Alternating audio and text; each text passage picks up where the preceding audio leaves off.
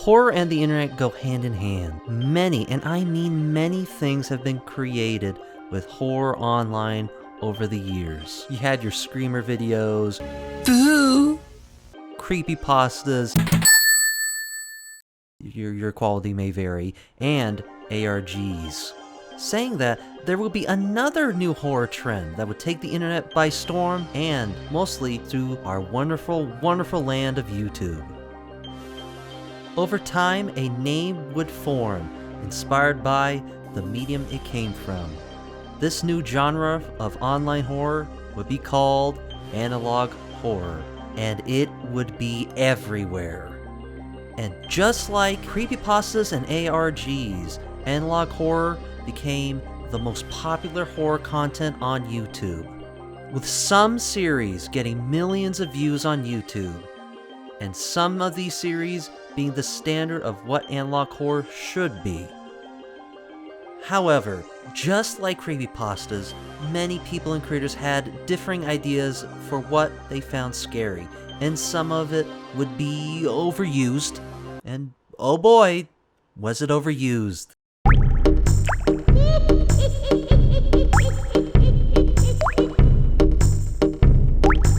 The Tate being haunted, a cosmic being trying to destroy the world, text-to-speech, and let's not forget the liquefy tool in Photoshop. Slap that all together, add a bad filter on it, and you got yourself the most popular series on YouTube. Now, of course, none of these series are bad if they use it. It's just overused, and hey, that doesn't mean every analog horror is bad that uses it.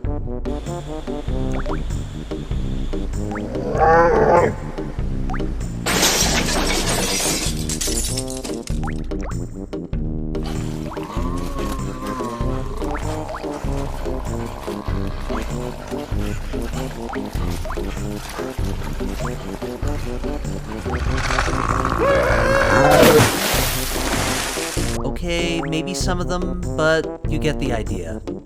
Trying to make something authentic is very hard, and also trying to make something scary is not easy either. However, that does not mean you need to have a half-baked series and just slap everything together. You can't just add a filter and spooky face and expect it to get 1 million views. That's not how that works, sorry. But this had me and other people wonder, is analog horror dead? Question mark? But first, what is analog horror?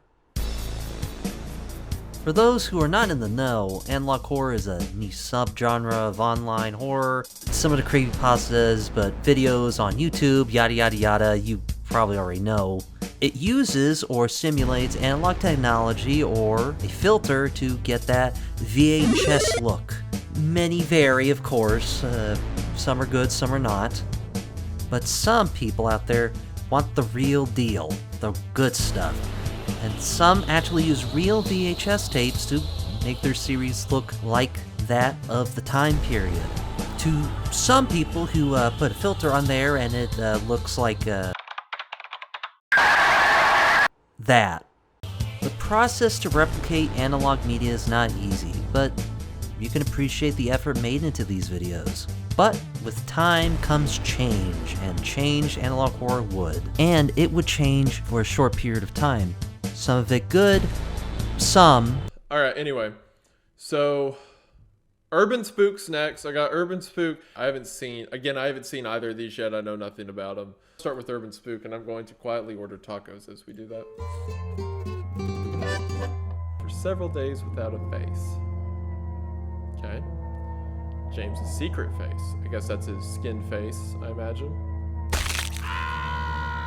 That is, in fact, a skin face.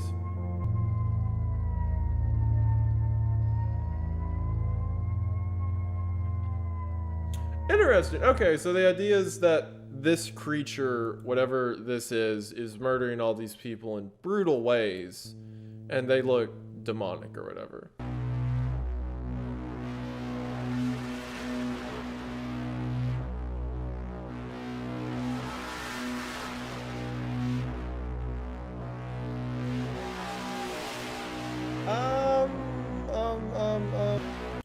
Yeah, all right. Yep, we're done. Okay, you get the idea. But there are some very well-made series out there, and a bit of history online that goes with it. So I will be talking about some series that I like. Some of these series you may have heard of, some of these series you may have not. But this is series that are very important in analog horror history.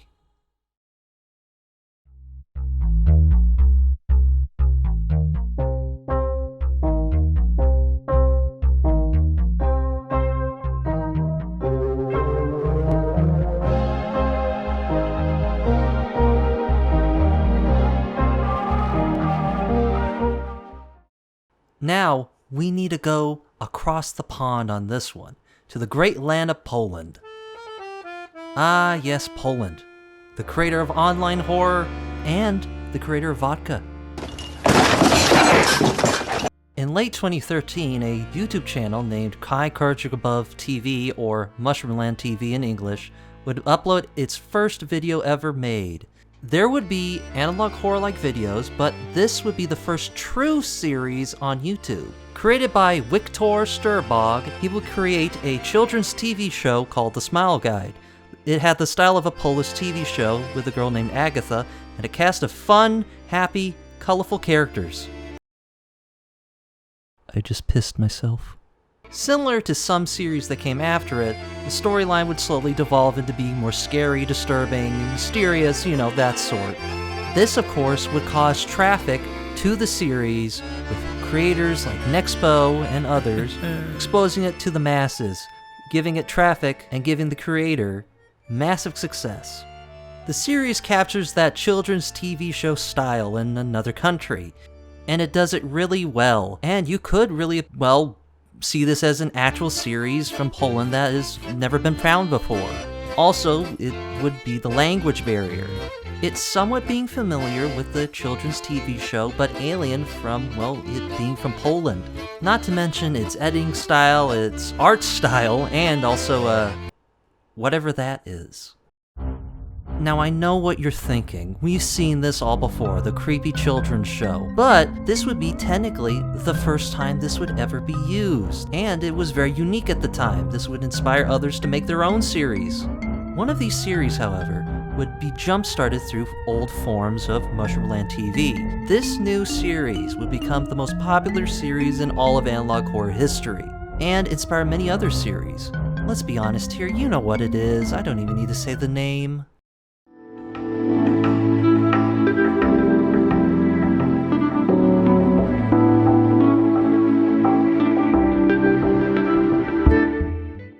Everybody and their mother knows about this series. I mean, everybody knows about this series. I don't even need to talk about it, but I'm going to be talking about it now. Writing a song is really easy, because inspiration can strike anywhere, even when you're driving in your car. The best part is... Created in 2017, a cartoonist named Chris Straub would promote and create the YouTube channel known as Local 58. And ever since, it has been the most popular series ever created. Reactions, people talking about it, it's been pretty much everywhere. But where did this series come from? The series is technically a spin-off of another series that Chris Straub has already made, a creepypasta known as Candle Cove. So Straub has some experience in horror under his belt. The story's better, I swear. The series is presented as a legitimate VHS of a television station known as Local 58 in West Virginia. This station is constantly hacked by a malicious group that worship the moon. This goes alongside with the moon being an eldritch entity, with episodes and messages related to the moon in some way. Most episodes of Local 58 are self-contained. Just like my life. With videos like broadcast interruptions, PSAs, weather reports, and a children's TV show. This would give Local 58 an actual broadcast TV feel, and nobody else would overuse it and play it out at all. The first video ever posted for the series would be You Are on the Fast Available Route. I remember when this came out. It was everywhere. Everybody loved it. Everybody liked it. Everybody wanted more. YouTubers started talking about it. Nexpo, Nightmind, any other horror YouTuber started to talk about Local 58, and it became one of the most popular series on YouTube. And it still is today, with other people still talking about it, years later. and it proves to show that this series has revolutionized analog horror for a long time. It would put analog horror on the map and become a very popular genre at the time. This would create other series and it would never get tired and never overused at all. This would be the new era of analog horror, the starting era, the broadcast era, if you will, where everybody wanted to make a broadcast station. And just like I said earlier, it would get old pretty fast. Local 58, Channel 8, Channel 7, Channel 69, Channel 420, you know, that's it. That's all we had for creativity. You just put a number and that. Now, I don't want to be mean. Of course, people were trying, and people really wanted to make something good. It's just that they didn't have Chris Straub's quality control. But man, it was everywhere. People squeezed this type of genre dry. And I mean dry. Local 58 is a very well-made series by Chris Straub. It's well known, and I think it deserves to be. Great filming techniques, great themes, and that would be a major part of analog horror. Although those parts would be widely adopted until years later when it finally died. But it's a very well-made series, and I agree that it is a very well-made series, and Chris Straub did a wonderful job making it. It deserves many, many credits. It deserves everything. And it would be one of the pillars of analog horror, and it deserves to be. Speaking of which,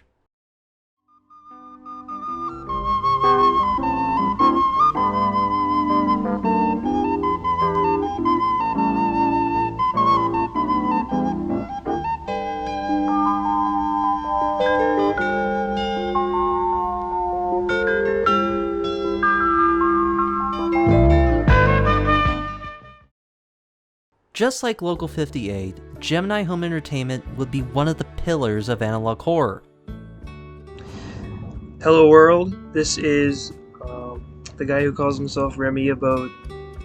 Created by Remy Abode in 2019, man, I feel like I'm turning into dust just saying that, would create a series for its innovation, high quality production, and unique story premise, and it'd stand out through all the sea of Local 75. Gemini is presented as a collection of VHS tapes presented and produced by a company known as Gemini Home Entertainment, a very shady company with shady dealings behind the scenes. The series itself is self-contained and explores a variety of topics in videos, such as wildlife with world's weirdest animals, technology from artificial computer learning, and astronomy with our solar system. The overarching story, however, is talking about an extraterrestrial invasion by beings known as woodcrawlers and the end-of-the-world scenario by a cosmic being known as the Iris. Combine elements of cosmic horror, body horror, and Native American myth to create a unique story, also having a high-quality production using live action and stuff from Blender. Also these paper-thin legs. Nobody knows that except for me. Also, Remy Abode would break the mold by combining elements of ARGs and also analog horror storytelling to combine it into creating something new and different. Ah shit, I gotta talk about ARGs. ARGs, or alternate reality game, uses interactive elements to tell its story like YouTube videos, video games, or websites. Remy Abode would use some of these elements to create a website and a full-fledged video game for the series. This game would be known as Lethal-Omen. The game itself is your standard 1990s FPS game. However, the game would have that sweet, juicy lore that the series is known for. You play as an unnamed protagonist, armed with nothing but a gun, inside Moonlight Acres family camp. This is mostly where the series takes place at. The game would have 5 endings and that sweet, juicy lore that I talked about earlier, and it is free to play as we speak right now. Yeah, you could play the game right now. Like I said, it's totally for free, and it's better than most AAA games, I'll tell you that. Generators will power things through switches that require power, lights and other items, and then you run wires that connect them all, and again, it just works. Online games are hard, they can have some nasty issues. I read on the internet that our games have had a few bugs. I read it on the internet, so it's true. But to get back on topic, Remy Abode would make a wonderful series. It's really, really good, and it revolutionized what analog horror could be and should be. And I can see why. Effort has been put into the effects, everybody finds it very scary, and I find it very scary myself too. With this cosmic entity and this very unique style of wildlife and elements of cosmic beings and body horror, is a very good series that you should check out. However,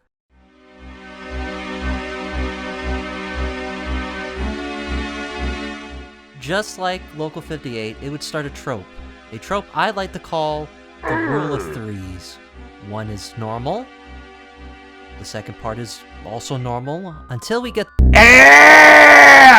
Gotcha. Yeah, it became very tropey and style of the time.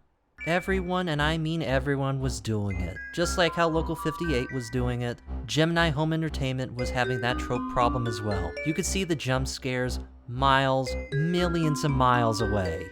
This would be one of the biggest criticisms against Gemini, and Remy Abode realized this and decided in later videos Gemini would use it less and have better timing and better use of the bait and switch, and making it more unpredictable. Speaking of very unpredictable,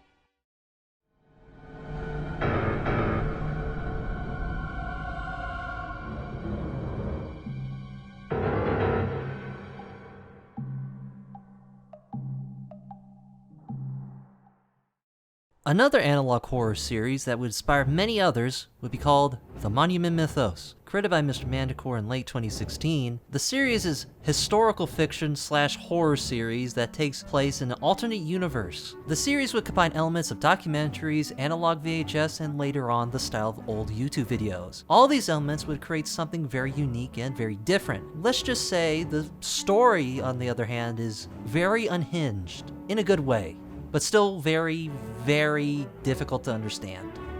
The story is about events that happen in an alternate universe that I said earlier. Some of these events are connected to monuments from the United States, and the United States government, as they do, cover it up. Move on! Nothing to see here! Please disperse! This would start conspiracies in universe. You know, your big conspiracies. No. Not that one. The other one. You got all that? Good, you can forget all about that! It doesn't matter! The series is so big, so complex, I can't even talk about it. It's one of the biggest stories out there in analog horror history. Let me show you a few examples of how weird and complex this series gets, and how strange it is. In an alternate universe, George Washington chopped down the cherry tree. Except it wasn't a cherry tree. Turns out it was a special tree. Special trees are this weird entities that are beings, but they're tree-like. It's weird. And then when he chopped it, it didn't cut because they're so strong. They're indestructible. So when he did, the tree bent and shot lightning at him, and it transported him into the world known as Wonderland. That's another story. I'm not getting into that. It's very loud, by the way.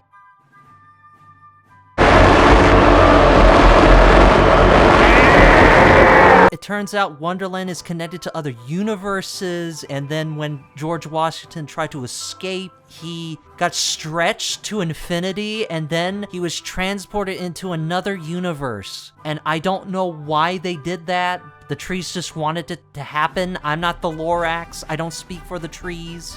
Man, I sound like a crazy person. Then we are transported into the time of ancient Egypt. Yes, just roll with it. It turns out when a special tree shoots lightning out of it, and when it hits the ground and shocks the ground, it creates Giza glass.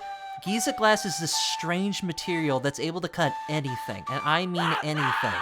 Ironically enough, the Egyptians used this to cut the special trees and put them in the pyramids. I don't know why they thought that was a good idea. I don't know. Again, I'm gonna keep saying I don't know. I'm sorry. You get the gist at this point. The series is so complex, so weird, that I personally like it. However, this could be a little bit of a problem for people who want to get into it. Not saying it's bad or anything, it's just a little more complex for some people to understand it. However, this series would inspire many others inside the analog horror community and outside of the analog horror community. It really touched people's minds in going in weird, strange directions. Yeah, the Monument Mythos is a very big series. A lot of people love it. However, the series gets a little too complex at times. What I just talked about just scratches the surface of how complex it gets. But this would probably scare some people away. It's not the creator's fault, it's just so big and so complex that gotta watch other videos to probably understand it. And this is something I would probably not do on others, but I suggest you watch Wendigoon's video on it. It's very informative, very long, but hey, it's probably really the best content out there to understand the series. If you want him, you're gonna have to go through me first. Best brother ever. Best part of waking up is Folgers in your cup. We don't deserve you, Iceberg Boy. We don't deserve you. The Monument Mythos is a very weird, creative series that deserves to be watched. You just need some popcorn and be there for the long haul when you're ready to comprehend it. And also watch some other videos to understand it. But Mr. Manticore made a wonderful series that you should check out. Alright, let's do something more simple. Let's go ahead to the modern day.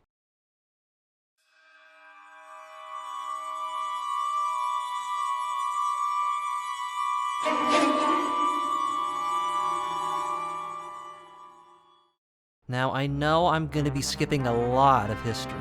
The reason for this is that everybody's already talked about these popular series. Not saying that these are bad, these series have been talked to death, and I can't say anything else that hasn't been said before, and also they're not finished yet, so. However, analog horror would change drastically. Again, some of it good, some of it being bad, and some of it being done over and over again. With no innovation, or doing something new that already came before, analog horror has this reputation of being low effort and being very, very bad.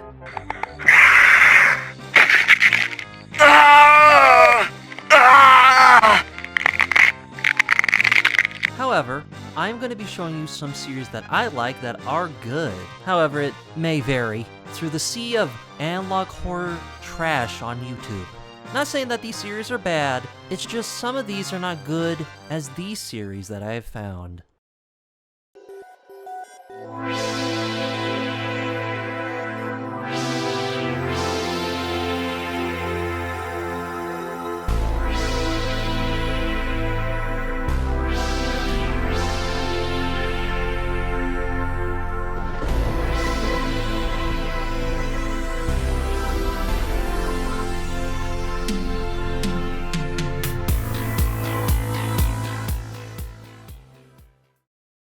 This one, I think, is the very first, very well-made series that I saw when it just started, and I think one of the best produced analog horror series out there. Created in the end of 2022, this would be called Midwest Angelica. Created by Angel Tempo and Curious Condry, these two would produce the most high-quality content about analog horror that I have ever seen on YouTube.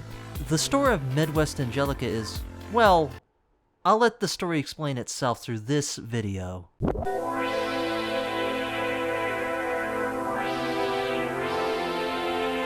In the year 1999, a corpse descends from the cosmos, right into your backyard. The ultimate in science fiction. An alien thriller. A threat unlike any other. This is the Midwest Angelica. Critics are calling it a one-of-a-kind, a sublime experience into the realm of the unknown, a twister of biblical proportions. Don't hesitate. This is your chance. Call within the next 15 minutes to receive a free poster along with your... And with an intro like that, I was sold when I first saw it. The Midwest Angelica is an analog horror series that has high inspirations from Gemini Home Entertainment and other series in the genre. An alien eldritch flesh monster that we see through the tapes trying to take over the world, you know, as they always do. But Midwest Angelica does something different, and does something new with an old analog horror concept. They actually show it. It's a simple thing, really. Not a lot of people can do it, of course, but I'm happy that they're able to show the monster doing stuff instead of you vaguely see it do something in the background. Sure, it does it sometimes in the series, but it does something different and new and interesting and something that I like. It's not perfect, of course, but it's definitely a lot better than other series that I've seen. Now, of course, that does not mean if you don't see the monster in your series, it's bad. Of course a series can be good where you don't see the monster. There's some series that I like a lot that don't show the monster at all. But it's nice to see the monster do something for once. The rest of the story is where we follow an organization known as Home, as they track down this object from space in the mid-80s called AZ-001. This object is heading towards Earth, and it finally does in the year of 1999, just as the advertisement foretold. However, AZ-001 would land in a horrifying, terrible, terrible place, the state of Nebraska. To be honest, this is probably the most excitement they've ever had, besides corn and a random Dollar General. Home would send in a team to investigate the crash site.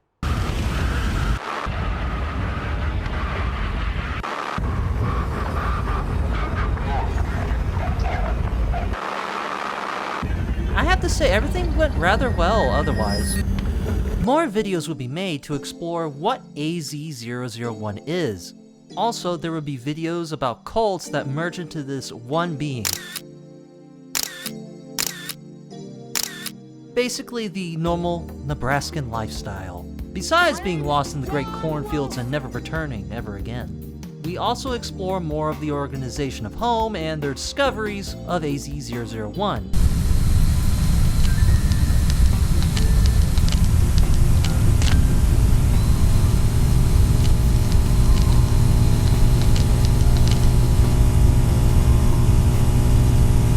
Okay, maybe some things should be left alone and firebombed from orbit.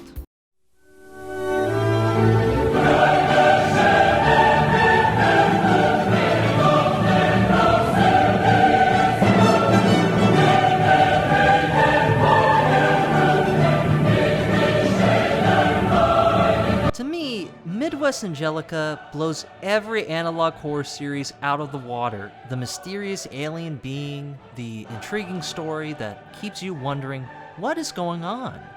Not to mention the production value is top-notch, the use of live action and the use of animations, the excellent VHS effects, and the great original soundtrack created for the series. It's all original, it's all great, I love it a lot. And I have to say, it's a downright crime that this series has so little views. If you have time, give this series a shot. It's very, very well made. You won't regret it. Also, please give support to the creator. They have their own Patreon. It's completely free. Give it a shot. Go ahead and check it out.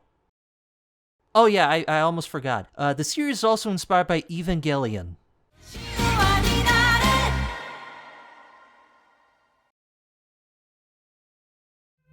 And anywhere I go, I'll hear it. You're watching Lethal-omen.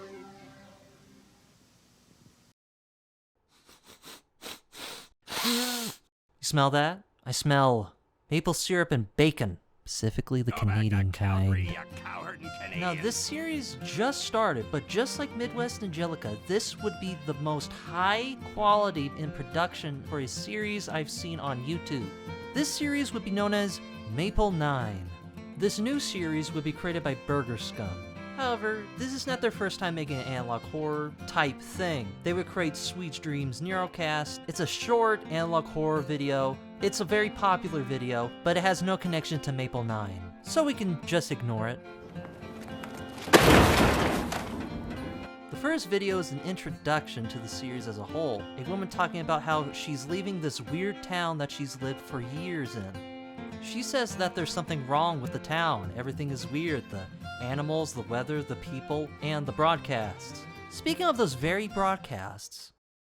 At a tiny school in Canada, with the students home and bed, a humble foe named Randy sat while a storm raged overhead. But when a bolt of lightning struck at 11:45, the lightning traveled down the wire and blowed Randy to life.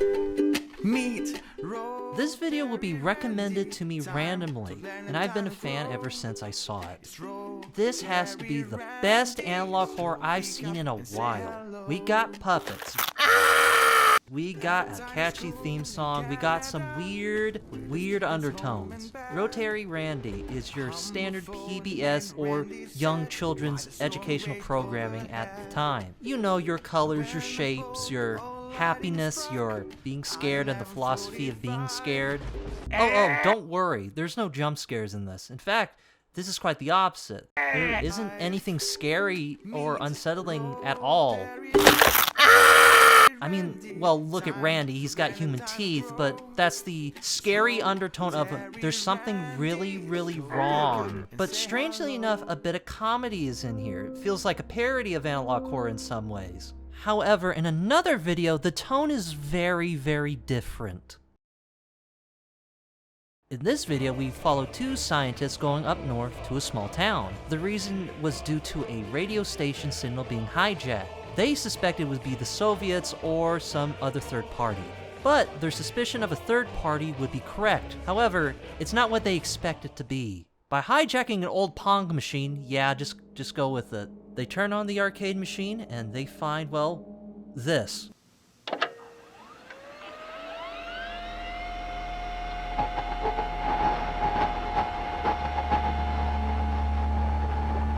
We didn't even know what we were looking at. It wasn't Soviet. It was almost biological. An entire two-dimensional world of these creatures hiding in plain sight. At least they liked Pong. They practically swarmed around it. It was amazing. We weren't just seeing into this world, we were interacting with it, as if the game was being projected into their world. And let's just say things go from 0 to 100 really quickly. Can you check for breathing? I don't know. I just want to. Ma'am, we're dispatching an ambulance. What is your address?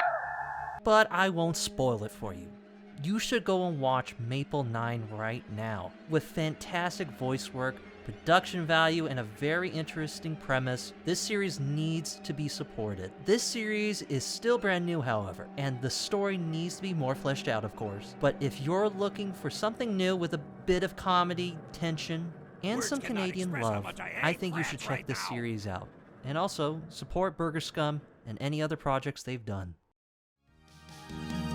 Feathers all around me, holy lights above. Could it be an angel's wings? Could it be a love? Help me, angel hand. Now, time for something a little bit different. You probably have heard this story before. A guy goes to a store that sells old, worn-down stuff. He goes to the video section of the store and finds an old, obscure cartoon from his childhood. They remember it watching as a kid, and they buy it and take it home. And you know the rest of the story. Spooky stuff happens. Hyper-realistic eyes. And they learn a valuable lesson to never, ever buy anything from the random clearance section at all. Or random hobos. Or random people in hallways, or any other random creepypasta trope that I can't think of. However, what if things were a bit different? So let's talk about Hare. Created by the Mangan sisters as writers and animators for the East Pass channel, this channel's goal is to create retro-style indie animations, and one of these animations would be Hare. Hare would follow somewhat the same structure as every creepypasta. Guy goes to the store, he finds a VHS tape of a show from their childhood, and weird stuff happens. Oh my God! However, Hare would do something a bit different. In fact, it would do something not a lot of analog horror series do. The series starts with us following a person named Jonah who finds a childhood show that they remember watching called Angel Hare from a thrift store. Jonah takes the tapes home, and as he watches it, they're not the same. He remembers recordings that he had, and then when he watches it, the episodes are extremely different. The episodes having the main character, known as Angel Gabby, interacting with a young Jonah. As the story keeps going, it reveals more about Jonah's past, them having scars from their abusive father. Later, we figure out what happened to Jonah's father, and Angel Gabby may have something to do with it. But some of you might be asking, how can we even trust this Angel Gabby character? I've seen so many creepypastas, she's obviously the villain. Well, you see, this is what makes Angel Hare very different than most creepypastas and even analog horror. There's really not an antagonist in the series, it's more or less just spooky red herrings. It's more of a mystery more than horror, but having horror elements more in the background, instead of in your face and loud spooky noise, or hyper-realistic face and a main character that is dumb as rocks. You are made of stupid. Not saying this type of storytelling is all bad, there are some out there that are good. I like NES Godzilla, until you get to the ending. But back to Angel Hare, that's not the only thing. Many of these stories don't have what Angel Hare has, and that's good animation. One of the sisters would work on animated shows for Netflix, and would animate scenes from the series. It's very well animated, you can tell a lot of hard work and dedication was done to get that Catechism cartoon style. Let's just say the quality of Catechism cartoons are not VeggieTales level. I thought you said you were cleaning out the den today. Well, honey, I'm sorry. I have got other things I've got to do. Right, like tinkering around with that car again. Hey, come on. This is my day off. This is what I'm gonna do. Well, if you would just stop spending so much time on that car of yours, I wouldn't get so upset. The series would try to do something familiar, like what we talked about before. However, they tried to do something different and very new and unique for analog horror. That would be reading fan mail. Sure, it's not that big, but it fleshes out the characters and fleshes out the world. Just don't, ask any meta questions and everything goes weird. However, Angel Hare would try to do something very different that a lot of people like the series for. It gets you in the feels. As the story goes on, Jonah starts to become more and more desperate. He goes to his mother's house to find more information, then he would find more stuff in his attic, like old drawings, cassette players, and an Angel Hare t-shirt. But he finds out his mother was going through the same rabbit hole. Thank you. I'll make all these bad jokes all week. Jonah's mother would keep doing this until the company that she was investigating would send a cease and desist, so her trail ended there. But Jonah had an idea. If the tapes he had when he was a kid were recorded live, what would happen if he live streamed an episode? This was Jonah's last chance for the truth. And was his attempt successful? Well,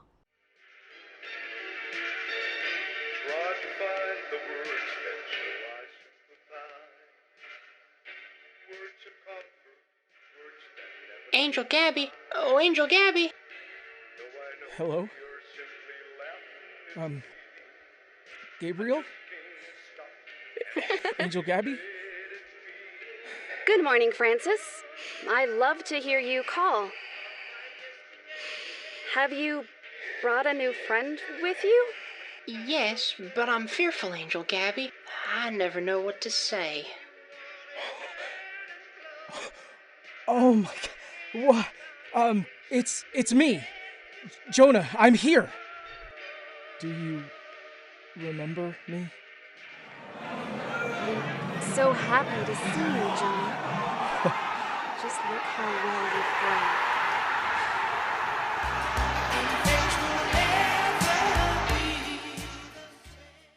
he did it. He actually did it.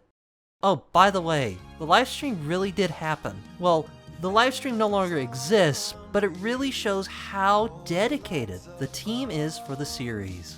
Now, Angel Hare is definitely not going to be for everybody. It doesn't have like the normal analog horror things that you would expect it to have, but it's really well made. The series has since concluded, with 2 seasons being made and having more twists and turns.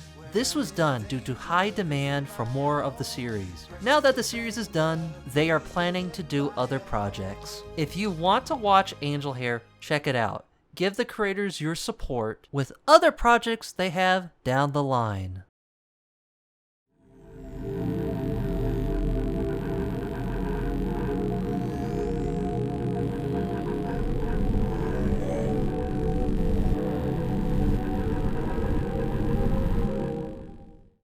Not all analog horror has to be a long series, with some having overarching plots, but some of them could be short but sweet. Well, there just might be a short analog horror video for you. That would be the analog horror short film, Radar. The short film, Radar, was created by Lyra Horrors and with the help from her studio known as Studio Hare. The studio's purpose is to create innovative horror, in their own words, by fans, for fans. And I say they succeeded at that. Our story begins with us following a person named Nathan. Every night at home, he sees strange things happening. What are those strange things? Well, Nathan would use a camcorder to record the television, and we see this. It's you again. Can you hear me? I'd like to ask you to leave. Hear me? Are you even listening to me? Get out of here. Jeez. What the hell are you? Lonely.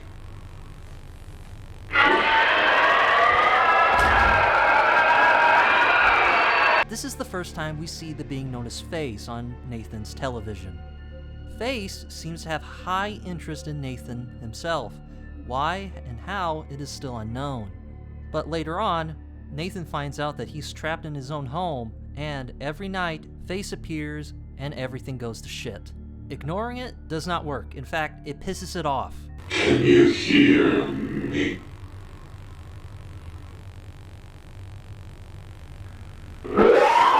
And it makes you vomit.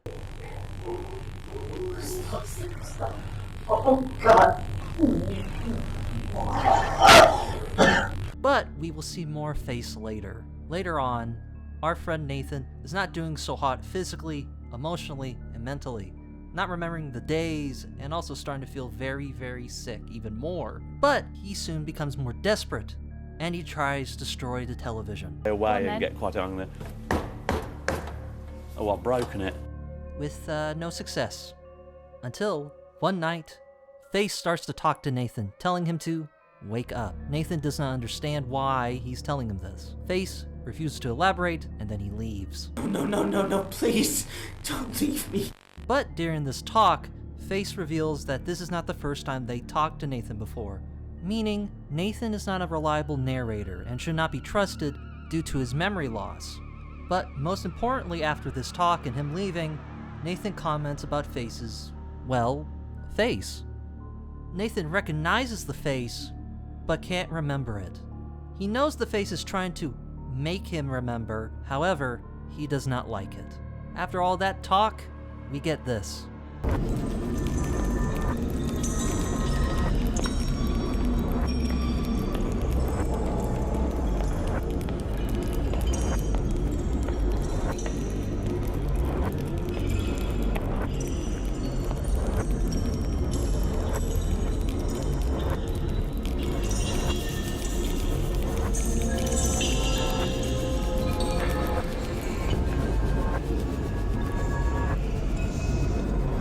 I have to say, everybody did a really good job on this scene. Sucks for Nathan, but hey, at least he's not paying taxes anymore. According to this recording, Nathan's kidnapped. But from who or from what? It's not Face because Nathan didn't want them to leave.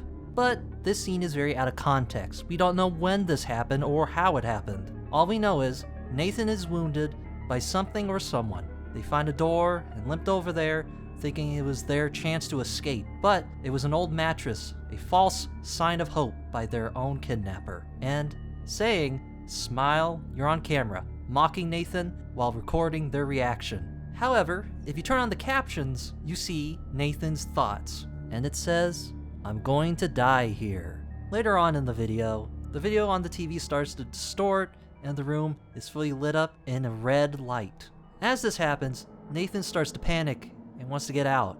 Then he notices that he has no hands. Where are my hands? Where are my hands?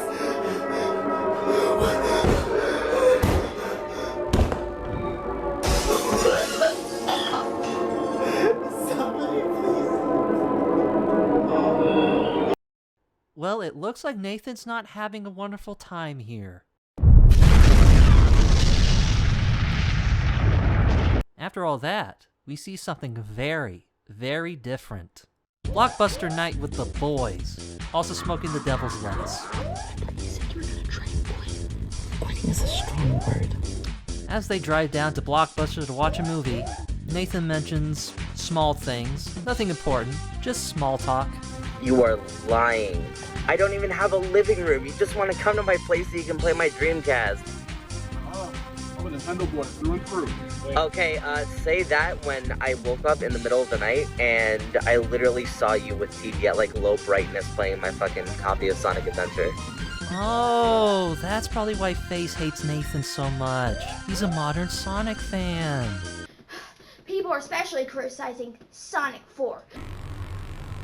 I'd like to ask you to leave. You can't shoot me down with your arrows of lies! Are you even listening to me?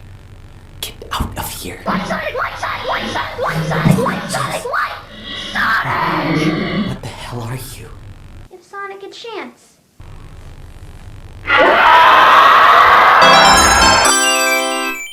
Meanwhile, as they keep driving, as they try not to make anything gay. Okay, wait. So you were laying in bed, watching another man play with themselves? Yeah. Don't make it gay!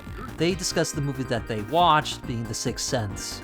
This might be implying that Nathan might be dead and he doesn't know it, but it's a small detail that I like a lot, showing that more world building and expanding the characters in the story. Sure, it's a bit long, but it's nice to know that they wanted to flesh out the characters.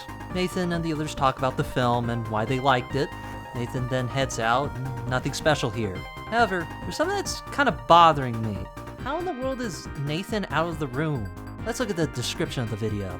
Radar tells the mysterious story of Nathan, who we find trapped in his room with no means of escape. So, going by this, looks like Nathan never left. What the fuck? No. I'm here again.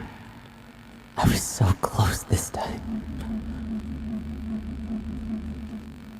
I know it's you. Can you please just say something? But I'm not going to show any more of it. You should watch Radar for yourself. Sorry, that's just how I make the rules here. I'm not going to show everything. I'm not going to be a reaction channel. The story of Radar is up to interpretation. Someone could be right, or someone else could be wrong. It's totally up to the viewer. The short is not perfect, but to me personally, I think this is the best analog horror I've seen in a long time.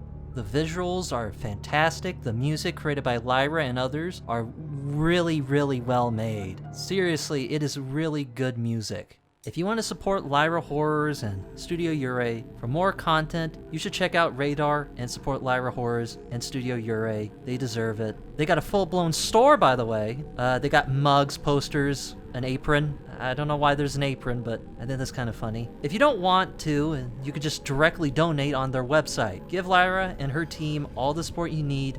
Link is in the description. Analog horror is not for everybody. But analog horror is a very strange but creative horror genre online. Okay, sometimes creative, but you know. Having a nostalgic look back at the good old days, but with a horror twist. However, just like creepypastas, analog horror would be going through something that happened to it decades ago, where anyone can make a creepypasta, anyone can make an analog horror series, to the point where everything is oversaturated and basically content slop. Nothing but hyper-realism and edgy stories from creepypastas to might as well be hyper-realistic, edgy stories, but slideshows with a filter for analog horror. This has come to a head where people wonder, was analog horror any good at all? Or is analog horror dead? Looking back while I was doing research, I found the answer. And the answer is, people have been saying this for years. They said it when Local 58 became big and people started copying it. It inspired Gemini Home Entertainment. Then people started making their own ripoffs of Gemini Home Entertainment, style-wise. Then other series came out, so on and so forth, and people have been saying that the genre's been dead for years and years. Sure, it might die at some point, but it's not going anywhere anytime soon. Keep in mind, analog horror would inspire another subgenre called digital horror, with a popular series inspired by those other analog horror series. But, as it says, using digital technology like video games or even old programs from back in the day. Here's the thing. Is analog horror dead? No. Far from it. If you like horror, creative stories, or just looking for a good scare, and you want to be inspired by some creative individuals, I think you should check out some series and give analog horror a shot. Just find the good ones first. Thank you for watching and giving me your time. Please like and subscribe, and be careful out there.